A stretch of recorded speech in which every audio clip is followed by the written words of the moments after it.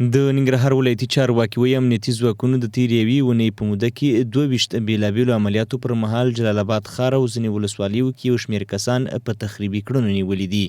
د یاد ولایت والي شاه محمود میاخیل وایي په نیول شوو کسانو کې قاتلین، غاصبین، قاچاقونکي، انسان تښتونکي او په یو شمېر نورو جرمونو تورن کسان شامل دي. په تېره یوه جمعه کې دیو 15 کسان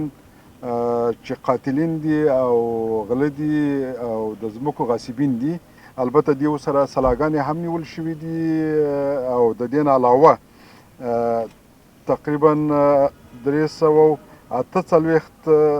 کیلوګرامه مواد مخدر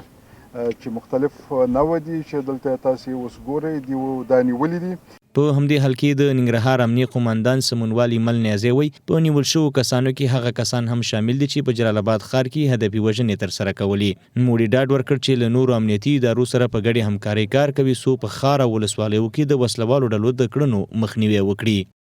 هغه ډلې دي چې هغه ټوله ورځ دغه د ولس د ځورولو لپاره راوتي وه، ول دا موږ ونیول، د دې هغه وسایط هم نیول شوي دي. بالفعل تاسو ګورئ چې دومره کسان دي او دومره سلاګانې چې موږ نیولي دي دا په هغه عملیاتو کې چې 22 مستقل عملیات شوي دي. نو انشاءالله چې بیا هم ولس ته ډاډ ورکوم چې ولس مطمئن اوسېږي تر څو چې زموږ په وجود کې یوه قطره وینه وي، نو انشاءالله چې موږ باید دغسې ډلو په مقابل کې درېږو.